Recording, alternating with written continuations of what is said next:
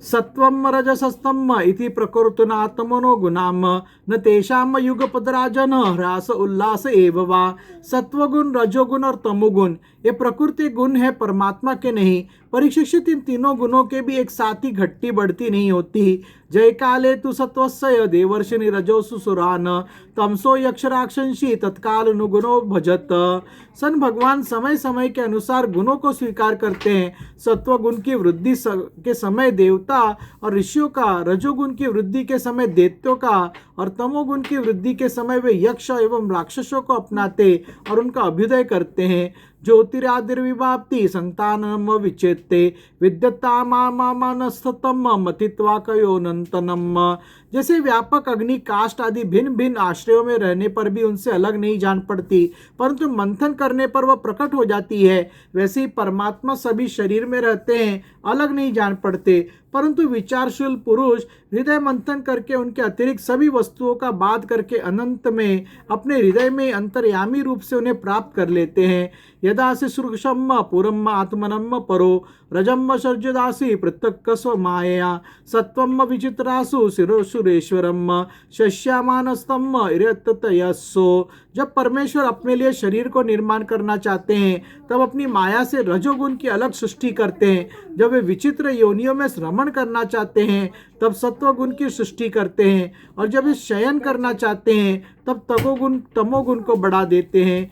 कालम चरंतम सृजतश्च आश्रयम सन प्रधान पुंभ्याम नरदेव सत्यकृत य एष राजनप्पी काल ईर्षिता सत्वम सुराणिकम वेदेय ततम तत प्रयन्नाकान सुरान सुरप्रियो रजस्तमस्कान प्रणितोश्वामम।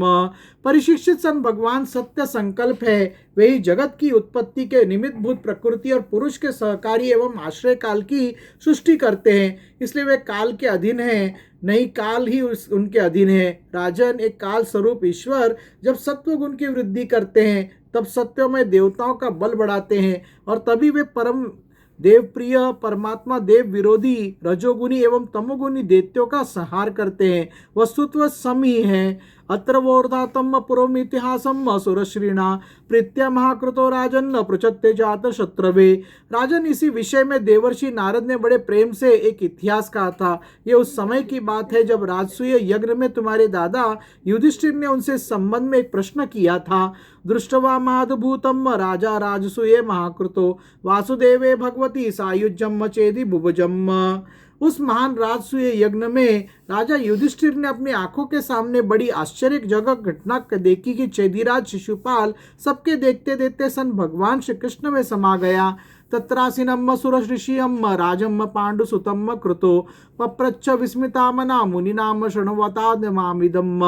वहीं देवर्षि नारद भी बैठे हुए थे। इस घटना से आश्चर्यचकित होकर राजा युधिष्ठिर ने बड़े बड़े मुनियों से भरी हुई सभा में उस यज्ञ मंडप में ही देवर्षि नारद से यह प्रश्न किया। युधिष्ठिर उवाच अहो अत्यद्भुतम ऋतभोलो कांति नामपि वासुदेवे परे तत्वे प्राकृत चेदस्य विधिवेशम।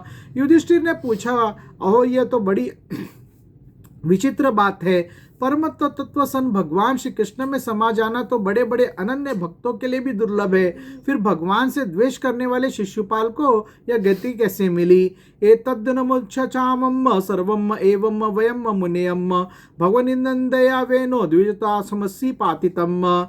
नारद जी, इसका रहस्य हम सभी जानना चाहते हैं। पूर्व काल में सन भगवान की निंदा करने के कारण ऋषियों ने राजा वेन को नरक में डाल दिया था। दमोघोष सुतम पाप आरभ्य कल भाषणात समपत्यम ऋषि गोविंदे दंत वक्त्रश्च दुर्मतियम। यह दम घोष का लड़का पापात्मा शिशुपाल और दुर्बुद्धि दंत वक्त्र दोनों ही जब से तुतलाकर बोलने लगे थे तब से अब तक भगवान से द्वेष ही करते रहे। सपेतरोष कृष्ण दृश्यनम द्रोहो परम वयम शिवत्रो नो जातो जिब्याम नांदम विशु सुत समम। अविनाशी परब्रह्म सन भगवान श्री कृष्ण को ये पानी पी पी कर गाली देते रहे, परंतु इसके फलस्वरूप न तो इनकी जीभ में कोढ़ ही हुआ और न इन्हें घोर अंधकार में नरक की प्राप्ति हुई।